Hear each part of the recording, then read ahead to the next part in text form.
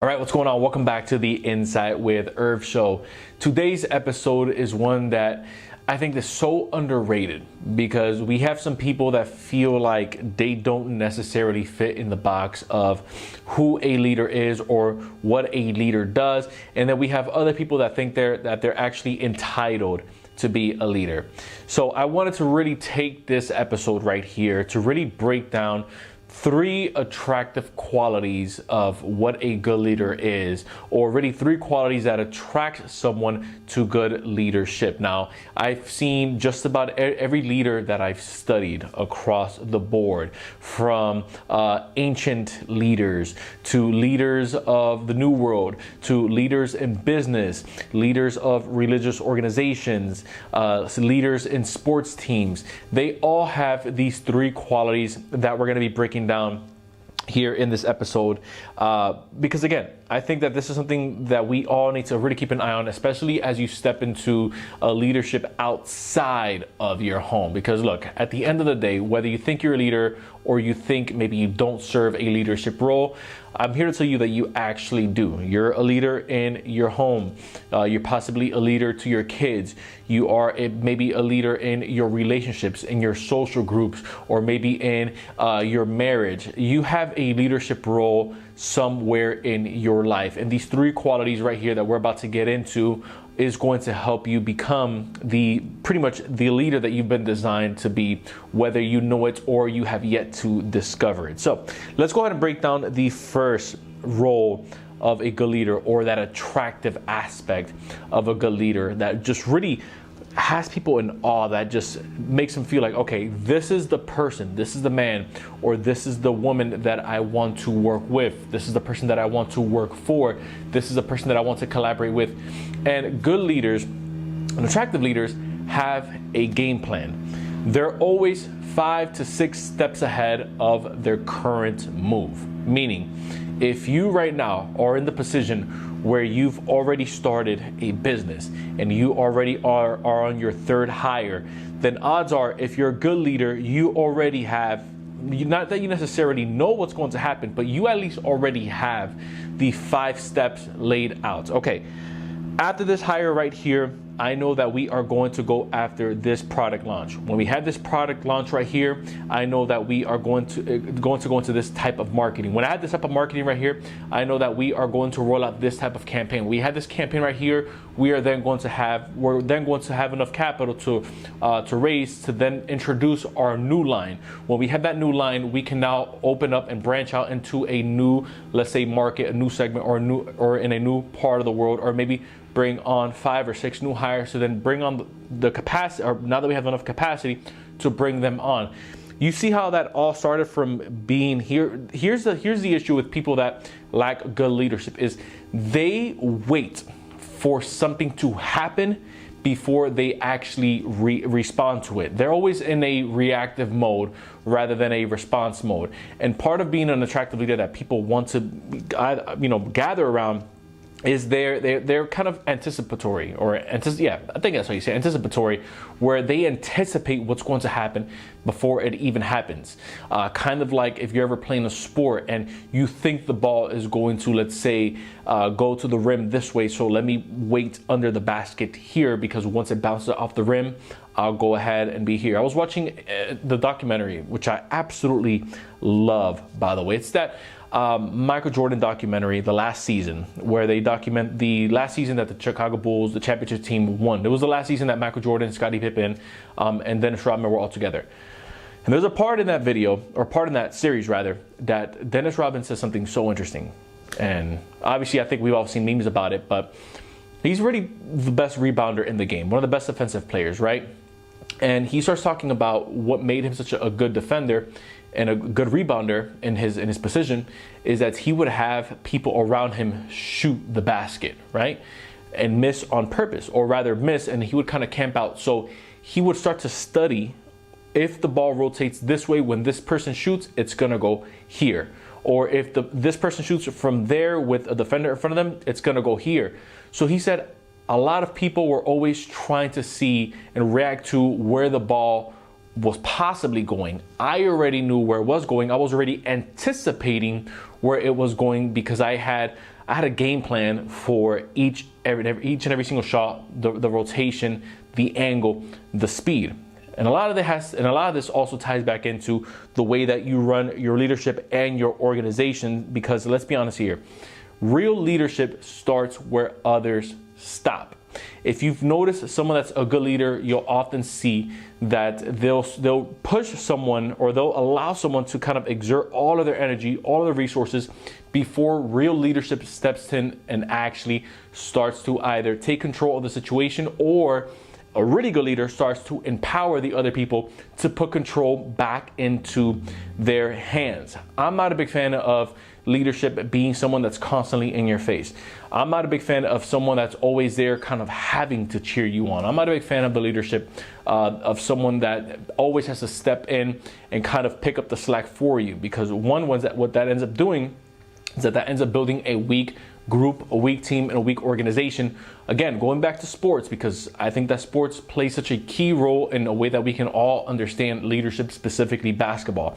Oftentimes when a team is losing, even if, let's say, the star athlete scores 50, 60, 70 points, we've still seen games where that team ends up losing. And the reason for that is because there wasn't enough involvement with the teammates, aka people in your organization, aka people in your relationship. This is why, if let's say you're again leading your marriage, or again you're leading your social groups of people that you obviously decide to associate with, and you're the only one that's bringing something to the table, and you're the only one that's talking about investments, and you're the only one that's talking about how you guys can communicate better, and you're the only one that's even attempting to kind of bring solutions, that's going to not only wear you out, but that's also going to cause resentment in other people, because it's going to make them feel less than, since they're not putting in as much effort or energy as you are. This is why a good leader, number 2, is solid, yet they are flexible. This right here is key, because as a leader, you have to be in a place where you are humble enough to understand that you know nothing, but also you have to trust yourself enough to know that what you are talking about, you understand at a high level. So there's a constant wane, a constant back and forth, a constant seesaw between, I want to remain humble as a good leader, understand that there is room for me to grow, but on the other side of that, I also know what the heck I'm talking about. And I know that we've ran enough tests, and I know that we've done enough training, and I know that I've read enough books, and I know that I've had enough experiences that look just like that moment that I just finished going through.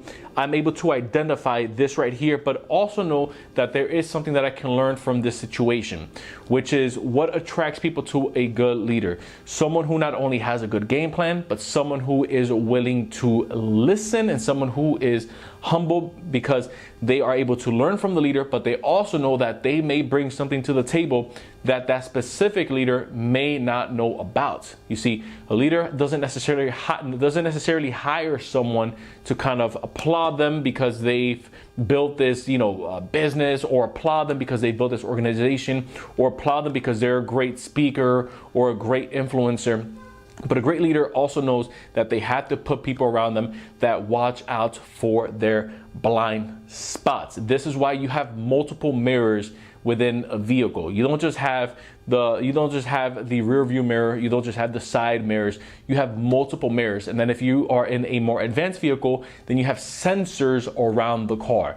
This means that sometimes when you are dealing with people, you may have people around you that don't necessarily see as well as you do, but they are able to sense a lot better than you can. And so these are the type of people that you want to have around you and your group and your organization and around your mastermind, because now you guys are able to bring way more to the table, and now you guys are able to build something far greater than what you were able to do alone. But this all comes by attracting people through your humbleness, meaning you are able to still listen, and you are still willing to learn. Because the moment that the teacher stops being a student, he becomes irrelevant. And that is true for sports, that is true for parenting, that is true for the role of an influencer, that is true for the role of an investor. The minute that you stop learning, and the minute that you think you know it all, is the minute that you lose it all.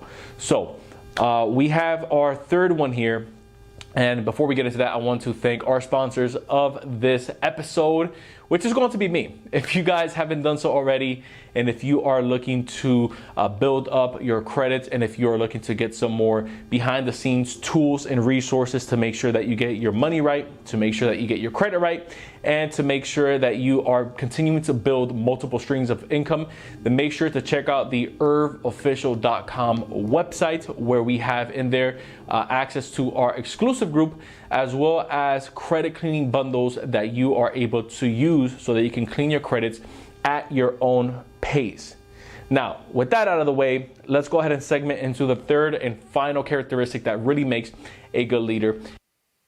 One that I think a lot of people had to step into in 2020. A lot of people weren't expecting for what occurred in 2020, but it did. And a lot of people were kind of caught swimming with their trunks below their waist, or were kind of caught swimming without actually having any trunks on. Right? I think it's the way that Warren Buffett says it. And that's going to be having the ability to adapt. You have to be able to adapt before you can adopt. You have to be able to adapt to a situation before you can actually adopt what it's teaching you, and where you pivot and where you go from there. There's going to be some times and some seasons in your life where you are trying to take on a certain thing, or you're trying to finish a certain project, or you're trying to, let's say, finish off a piece with maybe an old strategy, and that may not necessarily work, especially with the way that things are evolving and the way that things are changing. As an attractive leader, you have to continually evolve. As an evolving leader, you have to continually be fed above the level, or more, greater than the people that you are feeding. So if I am looking to, let's say, pour out to a group, or if I'm looking to bring on 5, 6, 7, 8 mentees, I can't just be one step ahead of them, because after 2 or 3 lessons, or after 2 or 3, let's say, times with me, that's it. They're going to be gone, and there's really nothing else that I can dish out to them. And you want whoever you're mentoring to obviously outgrow you and where you are. You want someone to leave a legacy too. You want to be able to step away from something and it still continue to function without your presence being there. But if you're only one step ahead of whatever you are doing, and if you're not willing to adapt to whenever, let's say, there's a curveball or a wrench thrown into the equation that you weren't expecting, then that's the minute that the whole infrastructure just kind of crumbles before your eyes. So what you want to do is you want to always have that game plan in place. Where are we headed? What are we looking like in the next year? If this tanks, where do we go from here? If everything gets stripped away, what do I have left? If I bring on this new hire, or if we put out this new product and it flops, what are the next 5 steps that we have to take? Am I willing to listen to my team? Am I willing to adapt to what's being to the lesson that's in front of me? Where do we go from here is a question. Or really, strong leaders, and this is really the last one. Strong leaders are always asking good questions. They're never coming from an angle or from a space of always directing something to someone. They're always asking, why is this here? What does this have to do with what we're doing? What can we do better? Why are we not doing better? How long have we been performing like this? When do we think we'll be able to adapt into something new? You see how these are all different types of questions, and you can play around with the questions. It can be a what, it can be the why, it can be the how, it can be the when, it can be the who. Who do we need to bring on now to fulfill this role in order for us to get to that next level? When you are put in a place where you are constantly asking questions rather than always giving the answers to the questions, you start to discover more things about you and more things about what you're running and more things about people around you than when you were just telling people what you think they should do, or pointing at where you think they should be. So, leadership is one of those things that I think, again, I hold near and dear to my heart. Just because I think that everyone holds a certain level of accountability with leadership in their household, whether it's, again, in their marriage, in their relationship, or in their business groups or social standings. It doesn't matter who you are, how old you are. Somebody somewhere is a leader to a certain extent. So if you found value in this content, make sure to hit that subscribe button down below. If you're checking us out over on the Insight with Irv podcast YouTube channel, or if you're listening to us over on Spotify or even over on Apple, make sure to go ahead and hit that subscribe button down below and consider giving us a 5-star rating, because it does help this information and this content get pushed out in front of more people. Once again, I appreciate you guys watching. I have been your host this entire episode, Irvin Pena, but you probably know me as Irv Official. Until next time, everyone, I will see you in the next episode.